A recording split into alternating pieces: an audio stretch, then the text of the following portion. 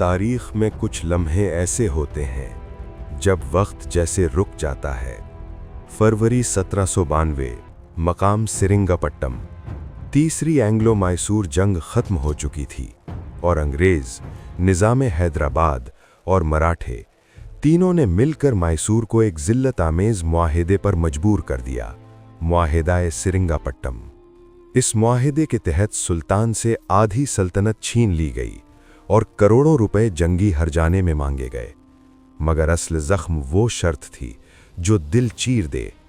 जब तक हर्जाना अदा न हो, सुल्तान को अपने 2 मासूम कमसन बेटे अंग्रेज़ों के हवाले करने होंगे। हाँ, ये खुलम खुला तावान के लिए इग़वा था। वो बच्चे दुश्मन के कैंप की तरफ बढ़ रहे थे और उनका बाप, वो जो शेर की तरह धाड़ता था, आज अपने हाथों से अपने बच्चों को दुश्मन के हवाले कर रहा था। लेकिन सवाल ये था, अंग्रेज इस एक शख्स से इतने खौफजदा क्यों थे कि जंग के उसूल तोड़कर भी उसे झुकाना चाहते थे? ये कौन सा बादशाह था जिसने बरतानवी सल्तनत की बुनियादें हिला दी थीं? वो था मैसूर का शेर, सुल्तान फतेह अली साहब टीपू। उसकी कहानी सिर्फ हुकूमत की नहीं, एक ऐसे इंतखाब की कहानी है जो उसे मरने के बाद भी अमर बना गया। और इसीलिए उसने कहा था, शेर की एक दिन की जिंदगी गेदड़ की 100 साला जिंदगी से बेहतर है। 18वीं सदी का हिंदुस्तान एक ऐसा घर बन चुका था जिसके दरवाजे टूट चुके थे। मुगल सल्तनत आखिरी सांसें ले रही थी। दिल्ली में कठपुतली बादशाह और बंगाल से दक्कन तक हर ताकत अपनी रयाया का खून बहा रही थी। और इसी अंधेरे में 7 समंदर पार से आने वाले अंग्रेज और उनकी ईस्ट इंडिया कंपनी, जो ताजिर बनकर आए थे मगर अब तलवारें थामे हिंदुस्तान को दीमक की तरह चाट रहे थे। प्लासी 1757 और बक्सर 1764 के बाद वो सैलाब की तरह बढ़ रहे थे और लगता था गुलामी मुकद्दर बन जाएगी। अंग्रेज ने तो सांस लेना भी मुश्किल कर दिया है।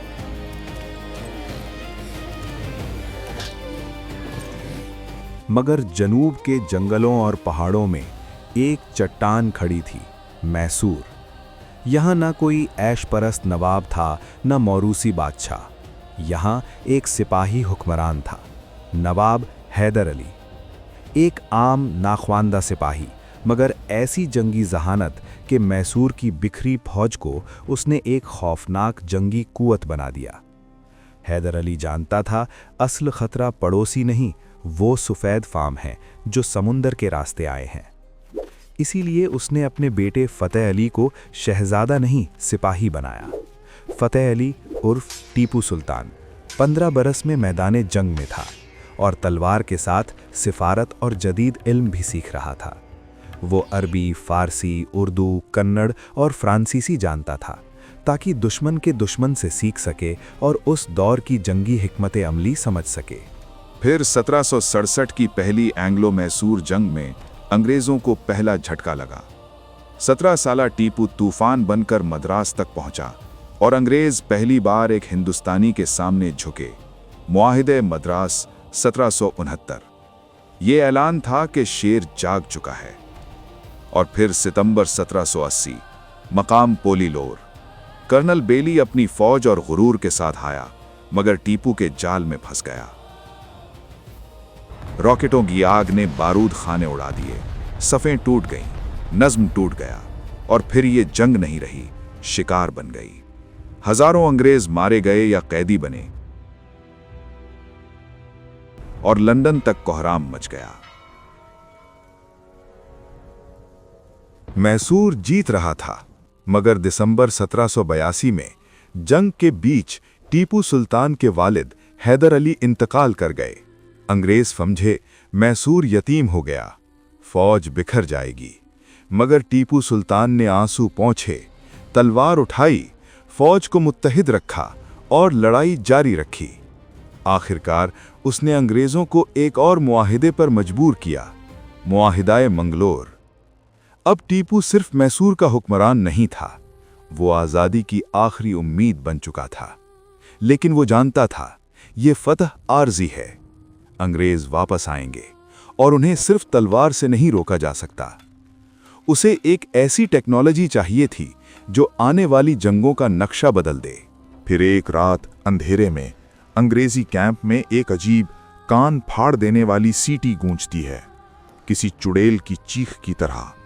सिपाही हड़बड़ा कर जाग उठते हैं और देखते हैं कि आसमान से नीली रोशनी की लकीरें उनकी तरफ बढ़ रही हैं।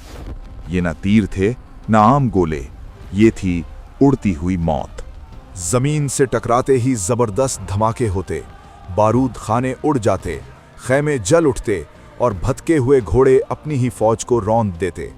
अंग्रेज कमांडर चीख रहे थे, ये क्या बला है? ये आग कहां से बरस रही है? ये ना जादू था ना कुदरती आफत, ये था टीपू सुल्तान का शाहकार मैसूरी रॉकेट्स। दुनिया के पहले जदीद, मोहलिक और साइंसी बुनियादों पर बनाए गए रॉकेट। सवाल उठता है, क्या चीन ने सदियों पहले रॉकेट इजाद नहीं किए थे? फर्क यहां था इंजीनियरिंग। टीपू से पहले रॉकेट बांस या कागज के खौल में बनते थे। बारूद फटता तो खौल भी फट जाता, मार कम होती, तबाही महदूद रहती। लेकिन टीपू का जहन एक साइंसदान का जहन था। उसने कहा, बांस नहीं, लोहा। रॉकेट के अंदर नरम लोहे का सिलेंडर, एक छोटा फैसला, मगर इसने उसूल बदल दिए। लोहे ने दबाव कई गुना बढ़ा दिया। ज्यादा दबाव, ज्यादा ताकत, ज्यादा रफ्तार।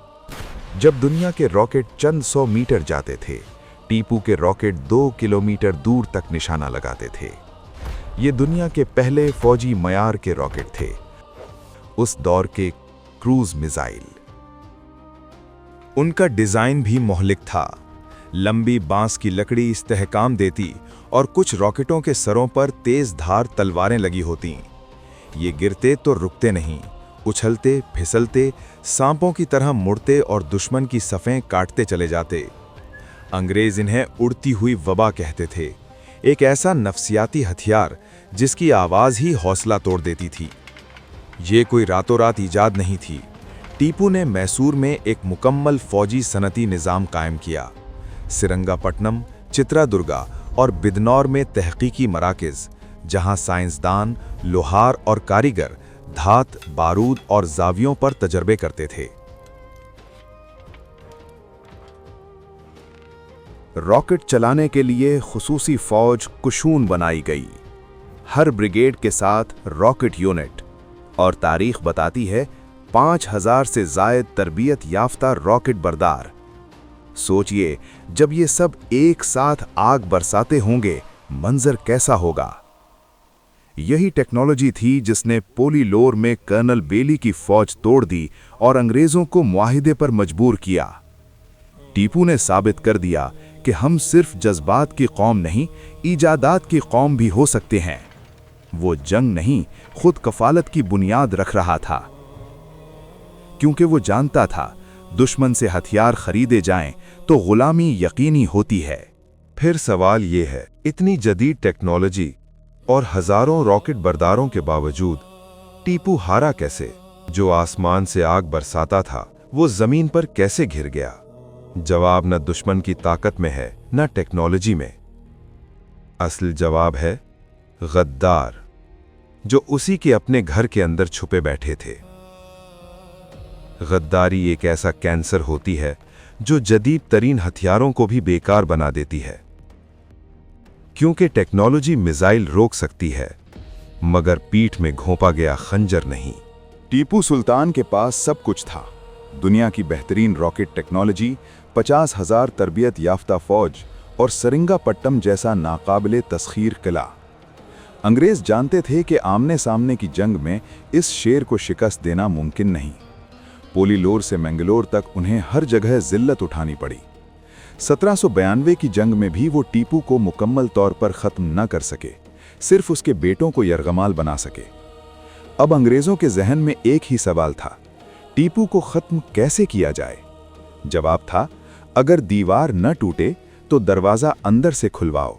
1798 में लॉर्ड वेल्सली हिंदुस्तान आया, तोपों के साथ नहीं बल्कि सोने और इक़्तिदार के वादों के साथ।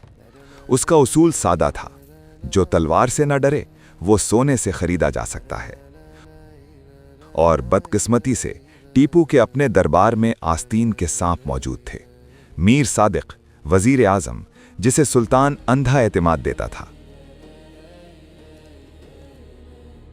दूसरा पूर्णिया, खजाने और रसद का निगरान, जिसने फौज को अंदर से कमजोर किया। तीसरा कमरुद्दीन, करीबी रिश्तेदार और कमांडर, जिसने खून का रिश्ता सोने के एवज बेच दिया। टीपू बाहर के दुश्मन से लड़ सकता था, मगर सामने बैठकर मुस्कुराते दुश्मनों से नहीं। उसने आखिरी कोशिश की फ्रांस और नेपोलियन से, जो अंग्रेज के दुश्मन थे, मगर खतूत रास्ते में ही गायब हो गए। फिर आया 1799, चौथी एंग्लो मैसूर जंग। निजाम और मराठे भी अंग्रेजों के साथ थे। सरंगापट्टम का मुहासरा हुआ। खुराक कम, फौज थकी, मगर दीवारें अब भी मजबूत थीं। मॉनसून की बारिशें करीब थीं। लॉर्ड वेल्सली अब भी नाकाम था और घबरा रहा था कि अचानक मीर सादिक ने आखिरी वार किया। 4 मई 1799 दोपहर तोपों से एक शिगाफ डाला गया, लेकिन टीपू की फौज और वसाइल इतने से शिगाफ को भर सकते थे। दिफा अब भी मजबूत था, मगर असल वार अंदर से था।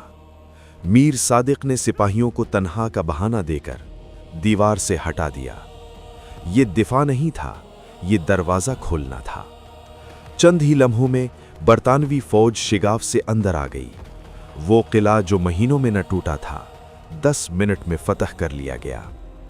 उसी वक्त टीपू सुल्तान जोहर की नमाज के बाद खाने के लिए बैठा था। पहला लुक़मा लिया ही था कि खबर आ गई, अंग्रेज किले में दाखिल हो चुके हैं। टीपू ने लुकमा छोड़ा, तलवार उठाई और घोड़े की तरफ लपका। वो जानता था बाजी पलट चुकी है, मगर उसके सामने 2 रास्ते थे, जिल्लत के साथ जिंदगी या दर्द के साथ मौत। शेर ने अपना रास्ता चुन लिया। आखिरी मुकाबला दोपहर 1:30 पर। सरंगापट्टम खून में नहा चुका था। टीपू के पास फरार का मौका था। वो किले के खुफिया रास्तों से फरार हो सकता था, मगर वो ना भागा। ये बादशाह का नहीं, सिपाही का फैसला था। वो आम फौजियों के साथ लड़ा। कई अंग्रेज अफसर गिरा दिए, मगर दुश्मन की तादाद बेतहाशा थी। उसके करीबी साथी रजा अली और सैयद गफ्फार उसकी आंखों के सामने शहीद हो गए। जख्मी हालत में वो वाटर गेट तक पहुंचा। लाशों के दरमियान एक गोली ने घोड़े को गिराया और सुल्तान कीचड़ और खून में जा गिरा। वो खड़ा न हो सकता था, मगर उसकी आंखों में वही जलाल था। एक अंग्रेज लालची सिपाही ने कमर का पटका छीना और मरते हुए शेर ने आखिरी वार किया। उसका हाथ काट दिया। जवाब में दूसरे सिपाही ने कनपटी पर गोली मार दी। मैसूर का शेर शहीद हो गया। आजादी का आखिरी चिराग बुझ चुका था। रात भर लाशें तलाश की गईं और वाटर गेट के पास टीपू सुल्तान मिला। जिस्म गर्म था, तलवार हाथ में जकड़ी हुई, आंखें खुलीं, इतनी हैबत के दुश्मन पीछे हट गए। जनरल ने कहा, आज हिंदुस्तान हमारा है। वो जानते थे असल दुश्मन मर चुका है। अगले दिन पूरे फौजी एजाज के साथ टीपू को दफन किया गया और रिवायत है उस दिन आसमान पर आंधी थी, जैसे जमीन भी रो रही हो। मरने के बाद भी अंग्रेज उसकी मीरास से डरे। उसकी लेबोरेटरियां लूटीं, रॉकेट बरतानिया ले गए। वहीं से जदीद रॉकेट टेक्नोलॉजी ने जन्म लिया।